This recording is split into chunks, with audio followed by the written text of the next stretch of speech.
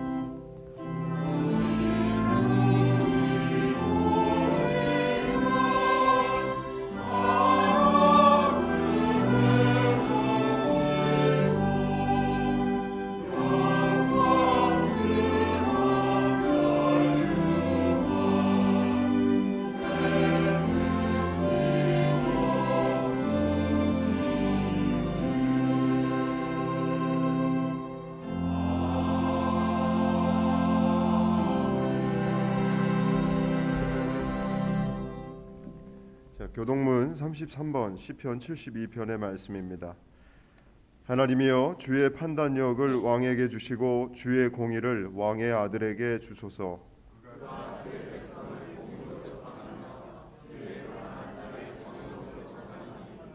의로 말미암아 산들이 백성에게 평강을 주며 작은 산들도 그리하리로다.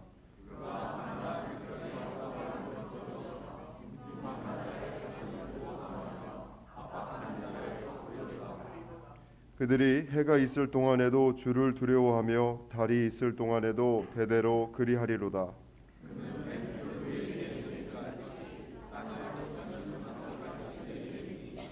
그의 날에 의인이 흥왕하여 평강의 풍성함이 달이 다할 때까지 이르리로다.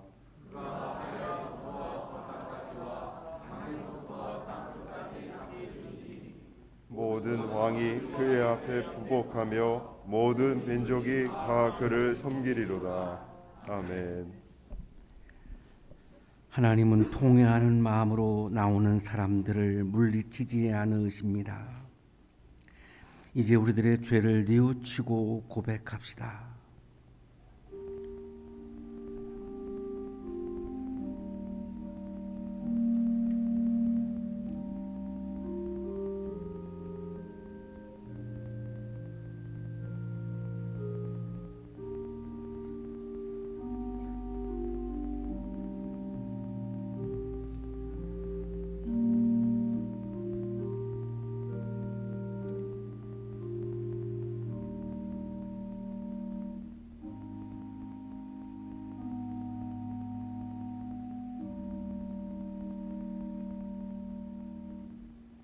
우리가 우리의 죄를 자백하면 하나님은 믿어오시고 의로우셔서 우리의 죄를 용서해 주시고 모든 불의에서 우리를 깨끗하게 해 주실 것입니다.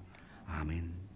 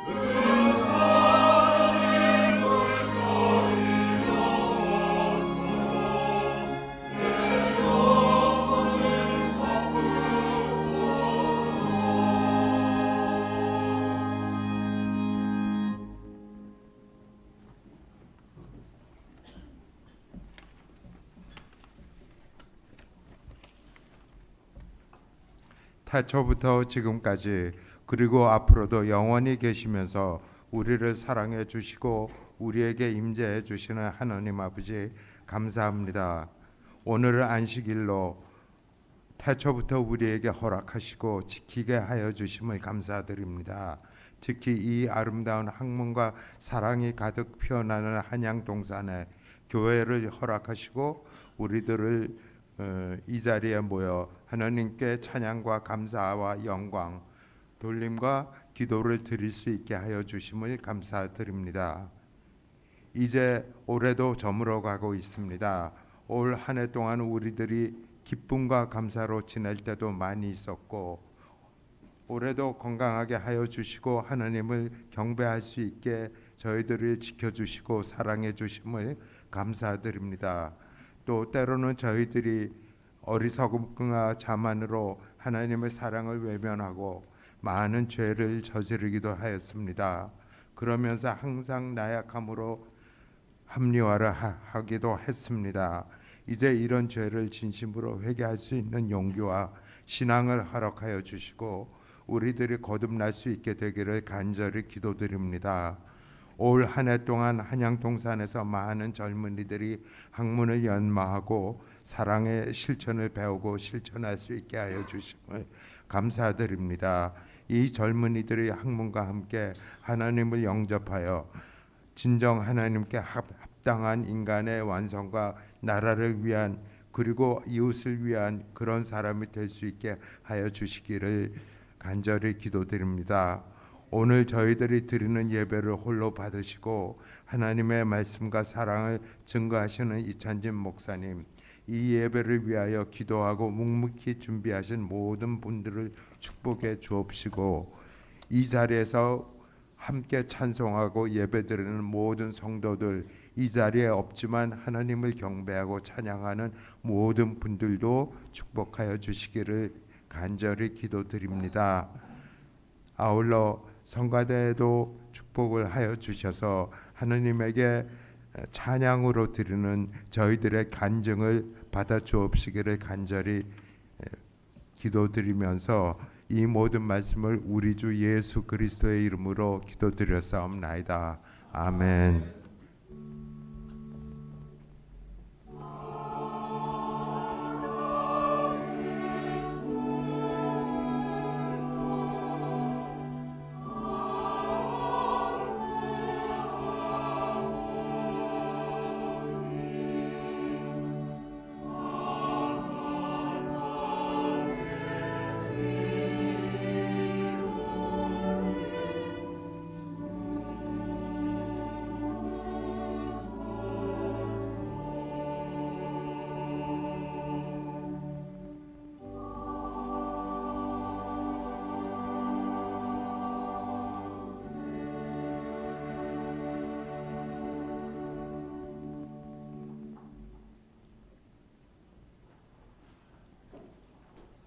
이새 줄기에서 한 싹이 나며 그 뿌리에서 한 가지가 자라서 열매를 맺는다. 주님의 영이 그에게 내려오신다. 지혜와 총명의 영, 모략과 권능의 영, 지식과 주님을 경외하게 하는 영이 그에게 내려오시니 그는 주님을 경외하는 것을 즐거움으로 삼는다. 그는 눈에 보이는 대로만 재판하지 않으며 귀에 들리는 대로만 판결하지 않는다. 가난한 사람들을 공의로 재판하고 세상에서 억눌린 사람들을 바르게 논죄한다. 그가 하는 말은 몽둥이가 되어 잔인한 자를 치고 그가 내리는 선고는 사악한 자를 사형에 처한다. 그는 정의로 허리를 동여매고 성실로 그의 몸에 띠를 삼는다. 그때에는 이리가 어린 양과 함께 살며 표범이 새끼 염소와 함께 누우며 송아지가 새끼 사자와 살찐 짐승이 함께 풀을 뜯고 어린아이가 그것들을 이끌고 다닌다. 암소와 곰이 서로 벗이 되며 그것이 새끼와 함께 눕고 사자가 소처럼 풀을 먹는다. 젖먹는 아이가 독사의 구멍 곁에서 장난하고 젖된 아이가 살무사의 굴에 손을 넣는다. 나의 거룩한 산 모든 곳에서 서로 해치거나 파괴하는 일이 없다. 물이 바다를 채우듯 주님을 아는 지식이 땅에 가득하기 때문이다. 그날이 오면 이새의 뿌리에서 한 싹이 나서 만민의 깃발로 세워질 것이며 민족들이 그를 찾아 모여들어서 그가 있는 곳이 영광스럽게 될 것이다. 구약의 말씀입니다.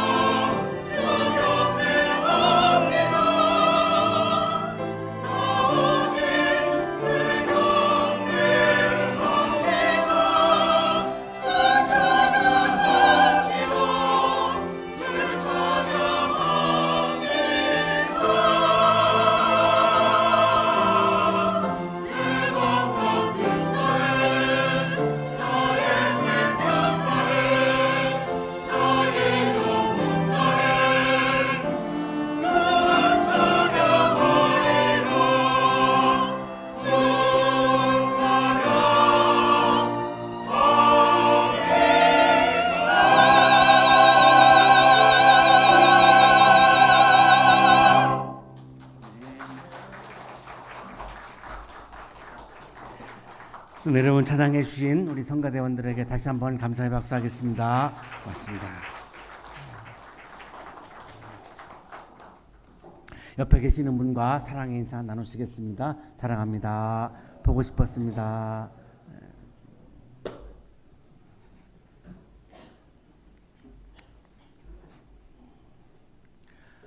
프랑스의 작가이면서 철학자인 까미가 반항하는 인간이라고 하는 작품을 통해서 이렇게 말합니다. 나는 반항한다. 그러므로 우리는 존재한다.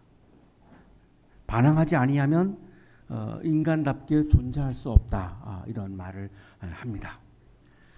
현재 나에게 주어진 상황이 있습니다. 현재 나에게 주어져 있는 내 주변의 상황도 있고 내 마음도 있고 나의 삶의 정황도 있습니다. 그거를 그냥 순응해버리면, 그냥 그거를 내가 포기하고 그냥 순응해버리면 인간답게 사는 것을 포기하는 것이다. 이렇게 말합니다. 우리를 위협하는 상황들, 나를 넘어뜨리는 상황들, 나를 인간답게 살지 못하도록 방해하는 상황들, 나를 노예로 살게 하는 그런 상황들, 이런 상황들을 그냥 받아들인다는 것은 그것은 허무주의다. 이렇게 말합니다. 그러면서 이렇게 강조합니다. 반항하는 인간은 그 가치 판단에 따라서 자신에게 주어진 조건을 받아들이길 거부하는 것이다. 노예가 노예의 상황에 대해서 반항하지 아니하면 인간다움의 세계로 나아갈 수 없습니다. 허무주의죠. 나에게 다가와 있는 절망의 상황에 대해서 내가 반항하지 아니하면, 이거를 그냥 받아들이고 순응해 버리면 희망의 세계를 향해서 내가 나아갈 수 없습니다. 이게 허무주의입니다. 서로가 서로를 해치고 전쟁을 하고 살해하고 파괴하는 이런 세상에 대해서 우리가 반항하지 아니하면 우리 모두는 평화의 세계를 향하여 나아갈 수 없습니다. 싸움과 전쟁을 통해서 모두가 데미지를 받고 모두가 무너지는 세상을 향해서 나아가게 됩니다. 이거를 까미는 허무주의라고 부릅니다.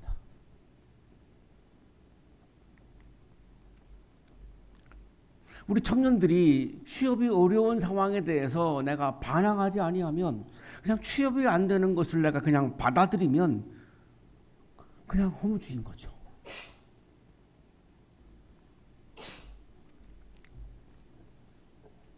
이 반항의 정신, 까미가 말하는 반항하는 인간으로 살아가는 이 정신은 우리가 오늘 지키고 있는 대림절의 정신과 아주 맞닿아 있습니다. 대림절은 우리가 예수님의 오심을 기다리는 절기입니다. 예수님이 오시면 어떤 일이 벌어질까요? 예수님이 전개해 나가는 세상의 질서와 우리 인간이 만들어 가려고 하는 세상의 질서가 다릅니다.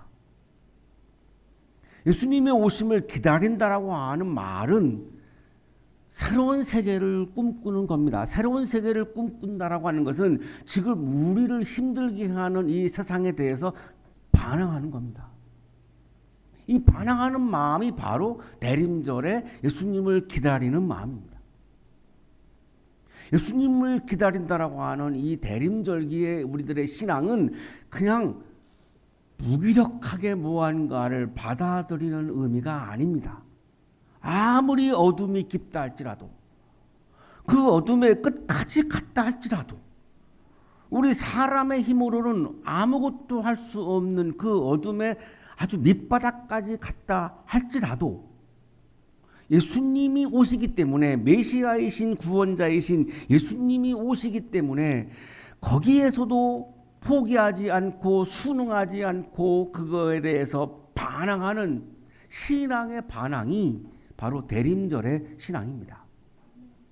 대림절에 우리가 품어야 하는 마음은 바로 이러한 신앙의 반항입니다. 이스라엘 역사에서 가장 전성기가 다윗입니다. 어마어마한 강대국이었습니다. 그래서 다윗 왕조는 영원하다라고 주장했습니다. 이거를 시오니즘이라고 부릅니다. 그러나 이사야는 다윗 왕조가 무너진다라고 선포합니다. 실제로 다윗 왕조는 무너지고 있었고, 이제 이사야는 다 무너지고 나무가 잘려나가면, 다윗 왕조가 잘려나가면 그 밑에 그루터기만 남는다라고 말합니다. 다 나무가 잘려나가도 그 아래에는 그루터기가 남아 있는다는 겁니다. 그런데 이사야의 메시지의 핵심은 하나님께서는 그 그루터기를 통해서, 남아있는 그 그루터기를 통해서 새로운 싹을 틔우는 하나님이라고 선포합니다. 남왕국이 무너질 때의 모든 유대인들은 절망했습니다. 세계를 호령하던 나라가 하루아침에 무너지니 절망할 수밖에 없었습니다. 신앙 위에 세워져 있는 나라였기에, 하나님을 신앙하는 그 신앙 위에 세워져 있는 나라였고, 다윗도 하나님이 세우신 왕이었기에 하나님을 모시고 있는 예루살렘 성전에서 늘 다윗 왕 스스로가 제사를 드렸기에 다윗 왕조는 영원할 거라고 믿었습니다. 그런데 무너지고 있습니다. 이사야는 무너지지만 그 보이지 않는 하나님의 힘이 작동하여서 남아있는 그루터기를 통해서 새로운 싹을 틔우고 새로운 생명의 세계를 준비하는 것이 바로 우리가 예배드리고 있는 하나님입니다 라고 선포합니다. 우리의 삶도 다르지 않습니다. 관계가 무너지죠. 가장 믿었던 사람으로부터 배신당합니다. 저도 살면서 참 많은 배신을 당했습니다.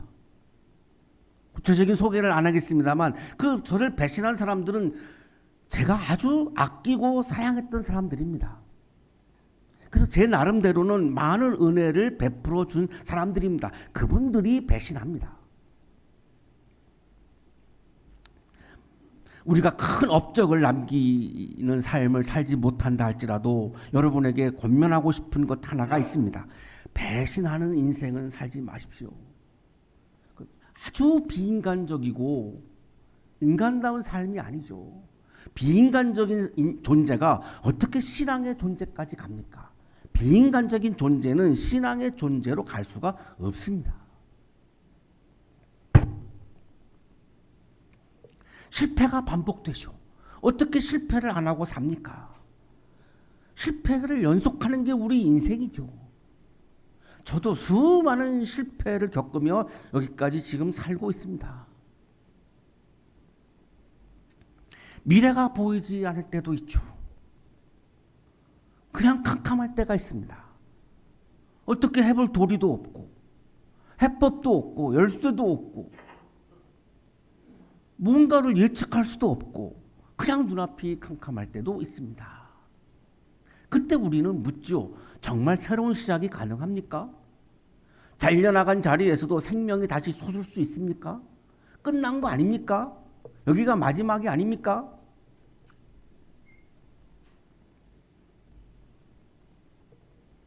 스스로 목숨을 끊는 분들이 마지막에 하는 질문이죠. 새로운 시작이 가능한가요? 내 인생에서 새로운 시작이 가능한가요? 그 질문에 대해서 새로운 시작은 가능하지 않다라고 결론을 내린 분들이 스스로 목숨을 끊는 사람들입니다. 그 절망적인 상황에 대해서 반항하지 못한 거죠. 오늘 아침 우리들의 이러한 질문에 대해서 오늘 본문은 답을 우리에게 주고 있습니다. 오늘 본문은 이렇게 시작합니다. 이새의 줄기에서 한 싹이 나며 그 뿌리에서 한 가지가 자라서 열매를 맺는다. 왜 다윗의 줄기가 아닐까요? 어마어마한 다윗 왕조인데, 남왕국은 다윗 왕조인데 왜 다윗의 줄기가 아니고 이새의 줄기가 아닐까요? 다윗의 왕조는 끝나니까요. 이새는 다윗의 아버지입니다. 다윗을 낳은 분입니다. 다시 원점으로 다시 돌아간다는 거죠. 다윗이 낳기 전 상황으로 다시 돌아간다는 겁니다. 그래서 하나님께서는 하나님의 역사를 2세부터 다시 시작한다는 겁니다. 이 말은 제2의 다윗이 출현한다는 겁니다. 그 제2의 다윗이 메시아요, 우리의 구원자라고 말하는 겁니다. 거기에서 한 싹이 난다라고 말씀하죠. 나무가 다 베어졌습니다. 그루터기만 남아 있는 거죠. 거기에서 한 새로운 싹이 돋아난다는 겁니다. 모두가 다윗 왕조가 무너져서 이제 모든 것이 끝났다라고 생각할 때, 그 시간에 기원전 8세기 남왕국의 사람들이 모두가 절망할 때에, 그렇게 믿었던 다윗 왕조가 무너지는 것을 목격할 때에 이사야 예언자는, 아니 하나님은 마지막을 허락하지 않았습니다. 하나님께서는 끝을 허락하지 않았습니다. 이 잘려나간 자리에서 새로운 싹을 틔우는 분이 하나님입니다. 이것이 하나님의 방식입니다. 사람의 방식은 그것이 무너지지 않도록 어떻게 해보려고 하지만, 무너져도 하나님은 그것을 끝내지 않습니다. 하나님의 방식은 우리 모두가 끝났다라고 하는 상황에서 새로운 싹을 틔우는 하나님입니다. 이 싹은 히브리어 네체르를 옮긴 말입니다. 이 네체르는 연약하지만 생명을 품은 시작을 의미합니다. 하나님의 새로운 시작은 강한 곳에서 시작하지 않으십니다. 하나님의 새로운 시작은, 하나님의 새로운 싹틔움은 언제나 자금으로부터, 약함으로부터 시작합니다. 그래서 다윗의 줄기가 아니고 이새의 줄기입니다. 이 이새의 줄기에서 연약한 싹처럼 보이지만, 하나님은 그 연약한 싹을 통해서 새로운 통치자, 새로운 메시아를 출현시킨다는 겁니다. 그래서 남왕국은 끝난 것이 아니라고 선포하는 겁니다. 우리의 개인의 삶도 마찬가지입니다. 내가 끝났다라고 생각하는 그 자리는 하나님께서 새로운 싹을 틔우기 시작하는 바로 그 자리입니다. 이것은 신앙의 반항이 있을 때에 우리는 이것을 가능하게 나아갈 수 있습니다. 신앙의 반항이 없고 이 절망적인 상황을 우리가 그냥 받아들이고 순응해 버리면 우리는 희망의 새로운 세계로 나아갈 수 없습니다. 새로운 나라를, 다윗 왕조가 아닌 이제 완전히 새로운 나라를 다스리는 새로운 통치자가 출현하는데, 메시아가 출현하는데, 그 새로운 통치자는, 새로운 왕은 주님의 영이 함께하는 지도자임을 말씀합니다. 세상의 사람들은, 세상의 지도자들은 물리력과 군사력과 권력을 가지고 통치하지만, 하나님이 보내시는 새로운 왕은 전혀 다르다는 것입니다. 하나님의 영이 충만하여, 성령이 충만하여 나의 욕망을 내세우지 아니하고 하나님의 마음으로 다스린다는 겁니다. 하나님의 심정으로 다스린다는 겁니다. 그 새로운 통치자는 성령이 충만하여서 하나님을 경외하는 것을 즐거워한다는 것입니다. 나의 권력을 즐거워하는 것이 아니라 하나님을 내가 경외하는 것을 즐거워한다는 겁니다. 그래서 눈에 보이는 대로 재판하지 않습니다. 나의 시선으로 재판하지 않습니다. 나의 관점으로 재판하지 않습니다. 귀에 들리는 대로 판결하지 않습니다. 소문에 따라서 판결하지 않습니다. 사람들이 이야기하는 것에 내가 휩쓸려서 판결하지 않습니다. 오로지 하나님을 경외하기 때문에 하나님의 영이 충만하여 하나님의 마음으로 하나님의 시선을 가지고 판단한다는 것입니다. 그것이 지금 무너져 있는 남왕국을 다시 일으키는 새로운 왕, 새로운 지도자라고 말씀합니다. 그 새로운 왕은, 새로운 통치자는 강한 사람들의 편을 들지 않습니다. 가난한 사람들을 짓밟지 않습니다. 가난한 사람들을 공의로 재판합니다. 하나님의 정의로움으로 재판합니다. 가난하다고 불이익을 주지 않습니다. 그렇다고 해서 부유하다고 해서 또한 그들을 불공정하게 재판하지 않습니다. 이 말씀은 소유의 많고 적음을 따르지 않는다는 말씀입니다. 가난한 사람을 편드는 것도 아니고 부유한 사람을 편드는 것도 아니고 오로지 하나님의 정의를 가지고 하나님의 공의를 가지고 판단한다는 겁니다. 그래서 억울한 사람들이 나오지 않게 한다는 겁니다. 그러나 악한 사람들에 대해서는 가차없이 심판한다는 겁니다. 왜냐하면 그 악한 사람들을 내버려 두면 약한 사람들은 그 강한 힘으로 살아남기가 어렵기 때문입니다. 공정을 위해서, 공의를 위해서, 정의를 위해서는 악한 사람들을 가차없이 심판한다는 겁니다. 평화는 단순히 온전한 분위기의 상태가 아닙니다. 평화는 정의 위에서만 세워줄 수 있습니다.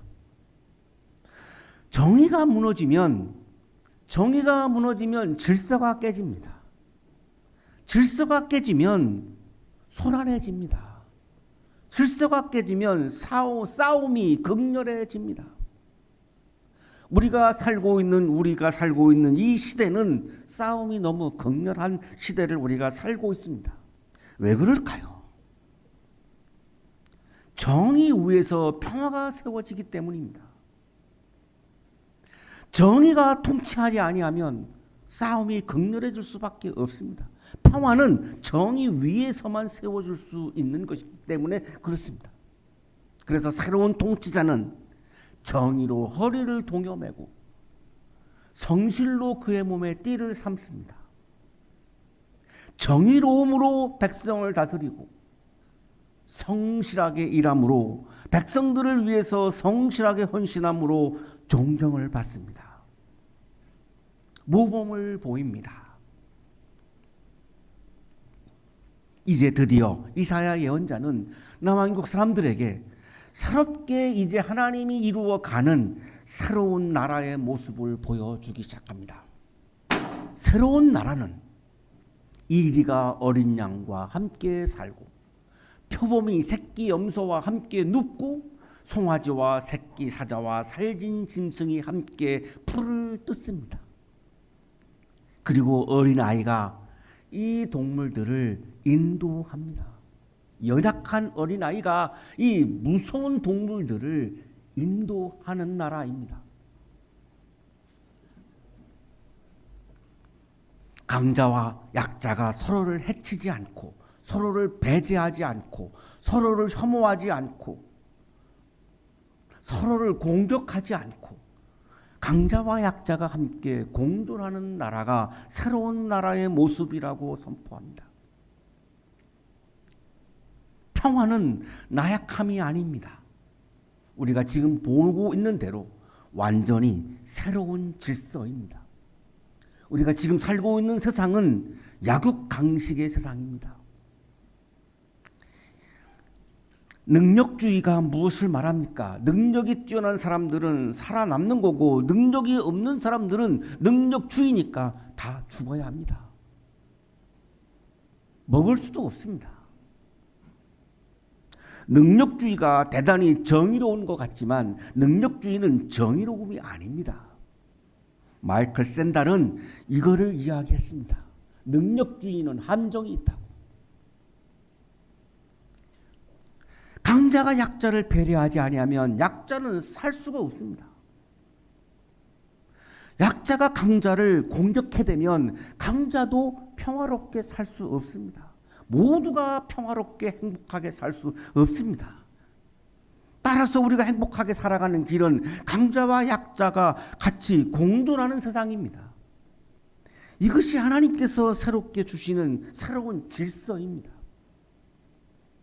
강자와 약자가 모두가 이 새로운 질서를 받아들일 때에 우리는 평화로운 세상에서 살 수 있습니다. 암소와 곰이 서로 친구가 됩니다. 암소와 곰의 새끼들이 함께 평화롭게 눕습니다. 사자가 소처럼 풀을 먹고 삽니다. 본래 하나님의 창조 때에는 모든 생물이 풀을 먹었습니다. 육식이 없었습니다. 그래서 평화로운 에덴 동산이었습니다. 홍수 심판 이후에 바뀝니다. 살아 움직이는 모든 것이 너희의 먹거리가 될 것이다. 이때부터 창세기 9장부터 육식이 시작됩니다.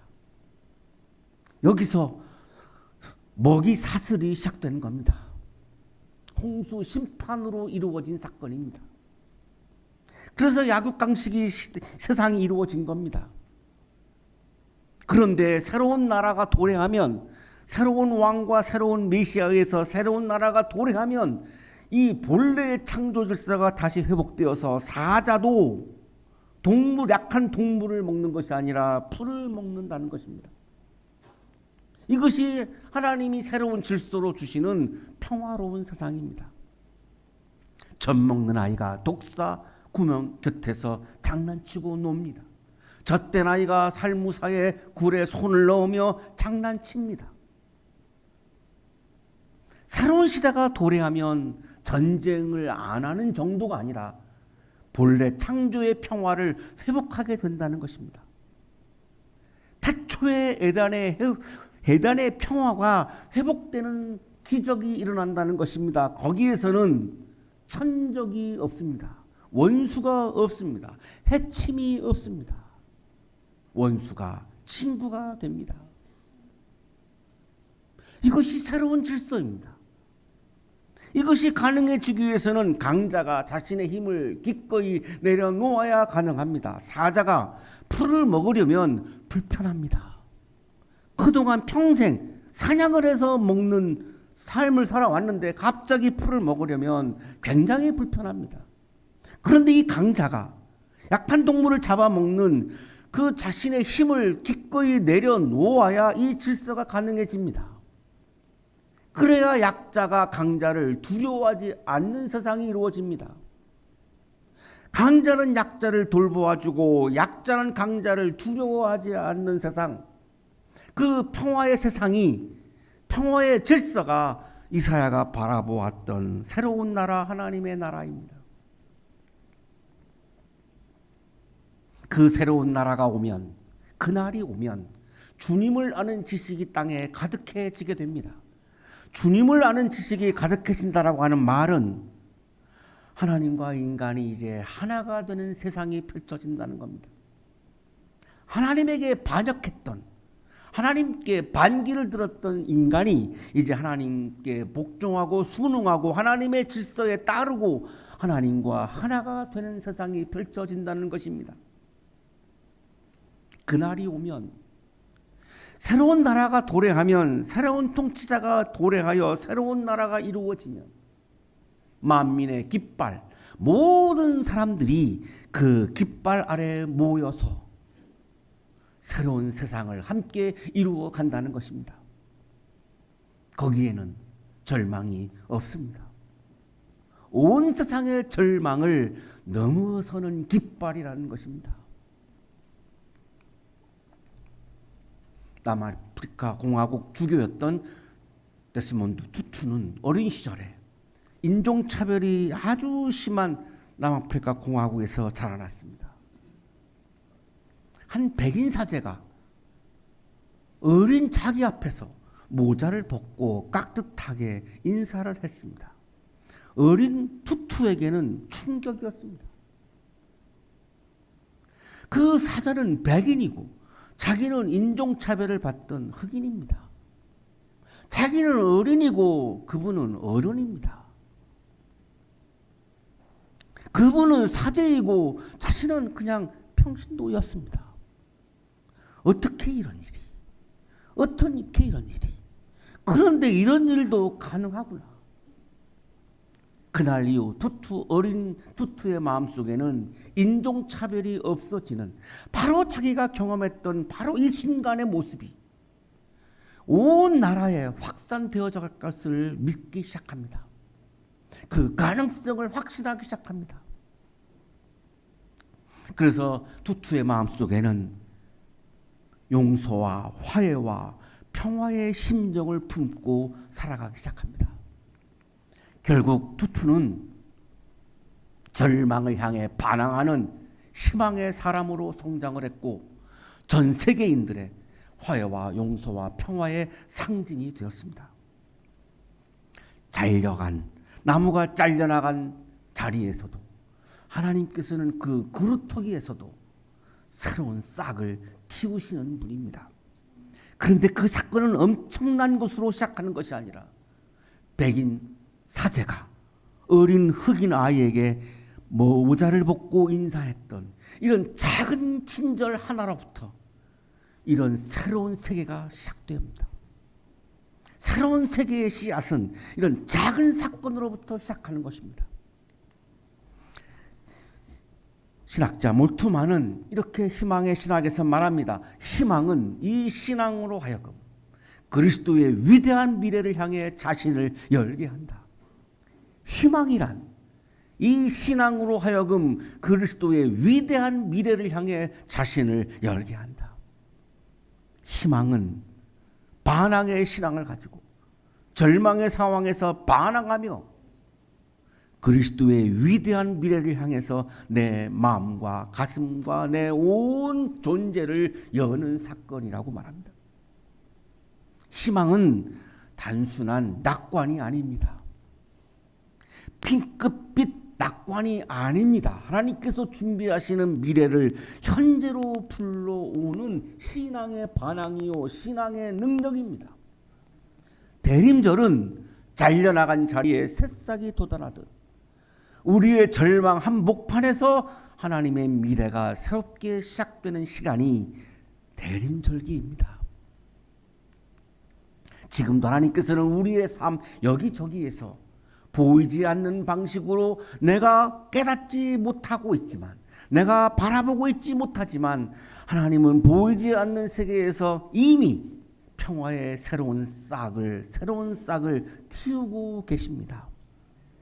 이것을 믿음의 눈으로 바라보는 것이 바로 신앙의 반항입니다. 이것을 믿음의 눈으로 바라보는 것이 바로 대림절의 신앙입니다. 사랑하는 한양 가족 여러분, 그분이 오고 있습니다. 그분이 우리를 새롭게 하십니다. 그분의 오심이 우리 안에 두려움을 밀어내십니다. 잘린 그루터기 같은 우리의 삶 한복판에서 새로운 평화를, 새로운 싹을 피어오르게 하십니다. 세상 모든 사람들이 불가능해 보이는 절망 속에서도 주님의 평화가 우리의 존재의 깊은 곳에서부터 시작되기를, 그리고 우리의 삶과 우리의 공동체 위에도 늘 함께 하시기를 간절히 축원합니다.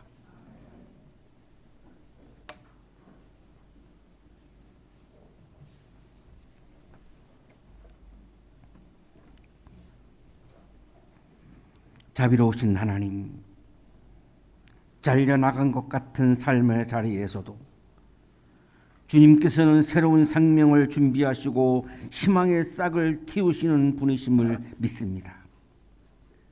대림절의 이 시간, 우리의 마음을 밝히 비추어 절망 대신 소망을, 두려움 대신 평화를, 무력함 대신 사랑과 용기를 심어 주소서.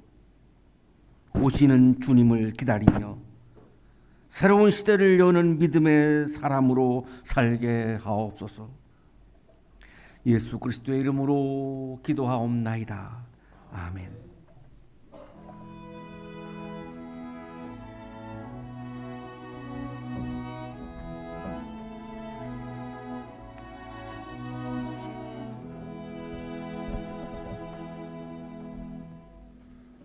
교회 소식 전해드립니다. 오늘은 대림절 둘째 주일입니다. 잠시 후 성찬식이 있습니다. 성찬 받으실 때에는 떡을 두 손으로 받으셔서 포도주에 찍어서 드시면 됩니다. 다음 주일은 대림절 셋째 주일로 해당 성서일과 본문은 야고보서 5장 7절에서 10절까지의 말씀입니다.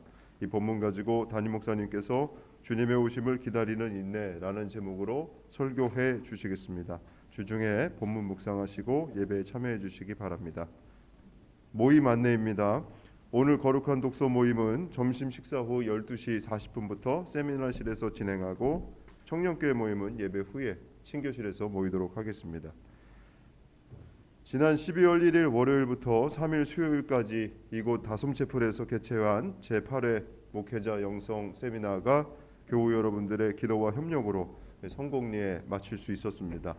많은 분이 섬겨주셔서 이 자리에서 일일이 다 호명하기는 어렵지만 이 바쁘신 중에도 2박 3일 동안 함께 해주셔서 길 안내, 강의 녹화, 그리고 음향 조정, 진행 보조, 뒷정리, 꾸준히 일을 해줬던 청년교회 분들, 그리고 긴 시간 반주와 함께 특별 연주로 섬겨주신 반주자와 솔리스트 분들, 그리고 아침, 점심, 저녁 간식으로 식사를 준비해주신 우리 여선교회 회원분들, 또 강의로 섬겨주신 애니어그램 팀 등 여러분들 한 분 한 분 너무 감사를 드립니다.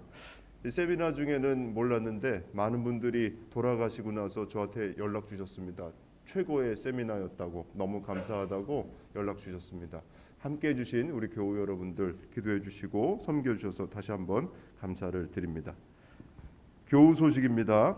신동우 교우께서 지난 12월 4일 목요일인데요. 중소기업부에서 주관하는 2025 참 좋은 중소기업 지역발전 부문 대상을 수상하셨습니다. 잠시 그 중소기업부에서 제작한 이 관련 동영상 함께 보신 다음에 예물 봉헌하도록 하겠습니다.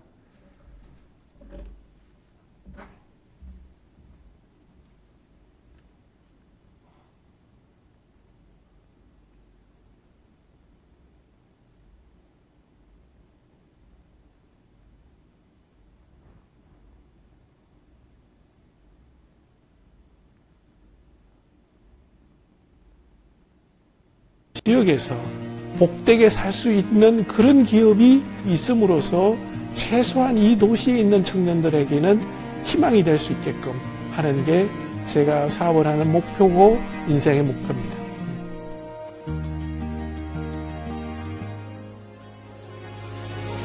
당신의 도전이 대한민국의 내일을 만듭니다. 일상을 지키고 함께 걸은 노력, 도약하는 레일로.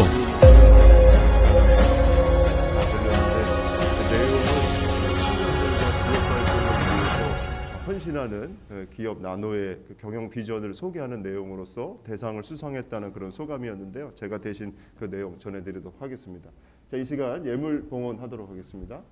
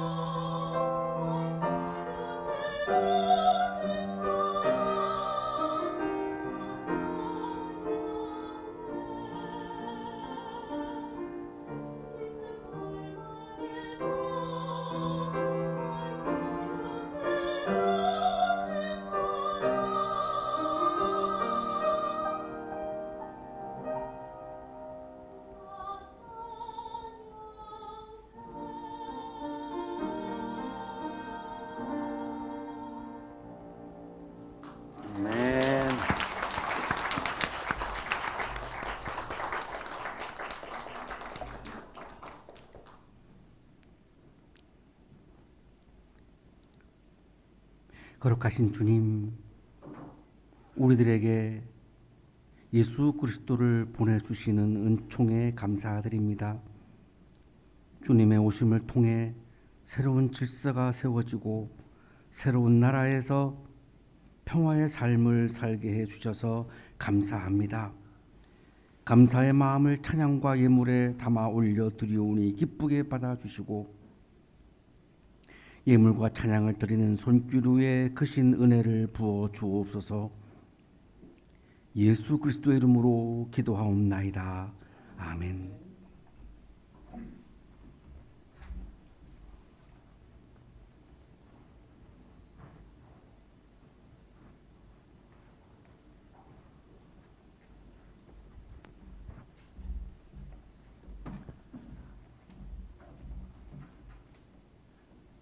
사랑하는 여러분, 성령께서 우리에게 생명을 주시기를 원하십니다. 주님의 살과 피를 먹고 마심으로 지쳐있던 영혼들이 새 힘을 얻게 될 것입니다. 하나님, 주께서 일찍부터 세상 가운데 보내셨던 성령을 지금 이 거룩한 식탁에 보내주시어 이 식탁이 성별되게 하소서. 이 떡과 이 잔이 우리를 위한 그리스도의 살과 피가 되게 하시고 영의 양식이 되게 하소서. 창조주 성령께서 사랑하는 아들의 말씀을 성취하소서. 주 예수께서 잡히시던 밤에 떡을 가지시고 감사드리신 다음에 떼시며 이것은 너희를 위하는 내 몸이니 이것을 행하여 나를 기념하라 하시고, 잡수신 후에 또 이와 같이 잔을 가지시고 이 잔은 내 피로 세운 새 언약이니 이것을 행하여 마실 때마다 나를 기념하라 하셨습니다. 이 신앙의 신비가 크고 놀랍습니다.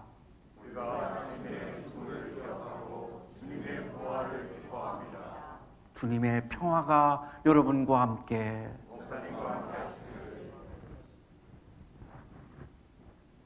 이것은 여러분을 위해 주신 그리스도의 몸입니다.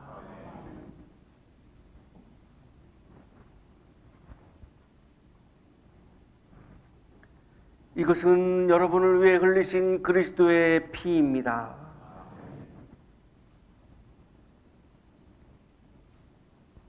이는 목사님을 위해 주시는 그리스도의 몸입니다.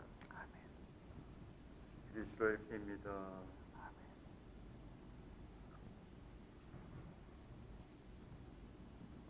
그리스도의 몸.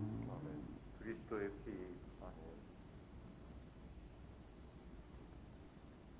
그리스도의 몸. 아멘. 아멘. 그리스도의 몸. 이는 그리스도의 피. 그리스도의 몸. 이는 그리스도의 피. 사랑의 나눔 있는 곳에 하나님께서 계시도다.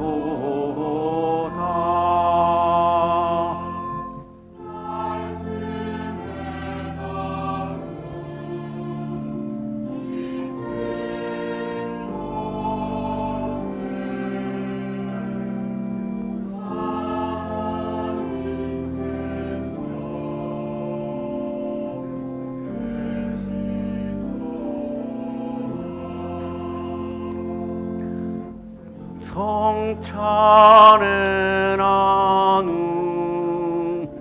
있는 곳에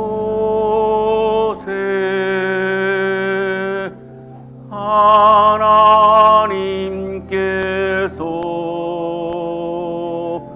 계시도다.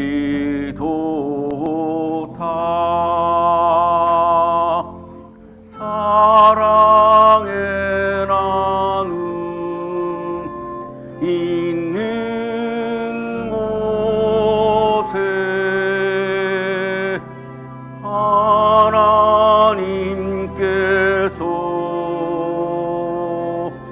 계시도다.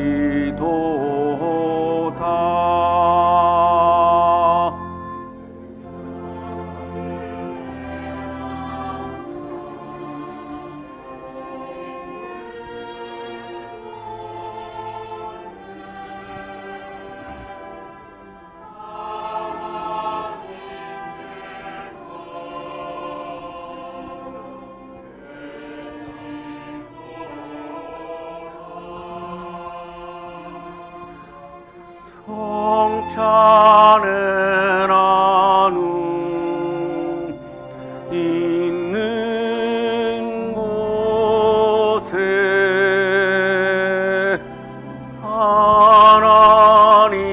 하나님께서 계시도다.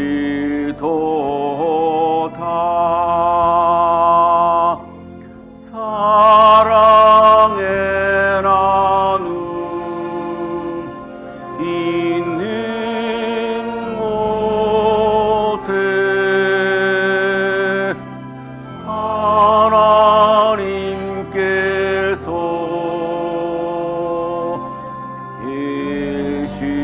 계시도다. 사랑의 나눔 있는 곳에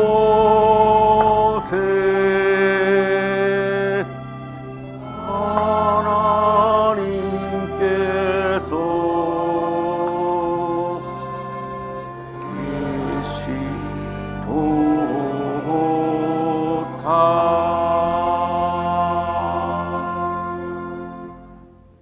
하나님 성만찬을 통해 주님의 나라에 서 있을 잔치를 미리 맛보게 하심을 감사드립니다. 이 땅의 모든 사람들이 하나님 나라의 기쁨을 누리기를 소원합니다. 한양동산의 젊은이들을 통해 하나님의 나라가 확장되기를 원합니다. 성찬을 먹고 마신 우리가 하나님 나라를 꿈꾸며 함께 나아갈 수 있도록 우리에게 용기와 힘을 더하여 주소서.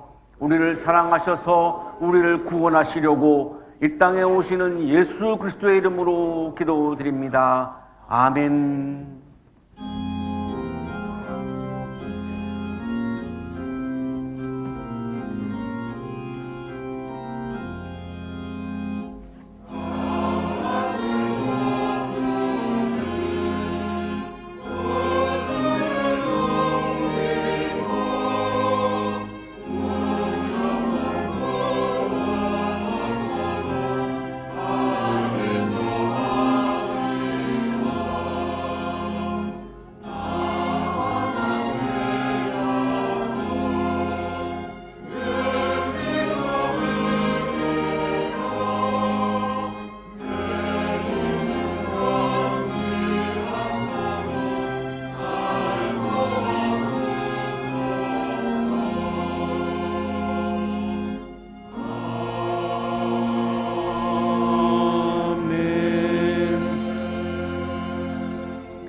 이제는 하나밖에 없는 생명까지도 아낌없이 사랑으로 나누어 주시는 예수 그리스도의 은혜와 오늘도 우리에게 말씀을 주시는 하나님의 사랑하심과 생명의 기운을 주시는 성령의 역사하심이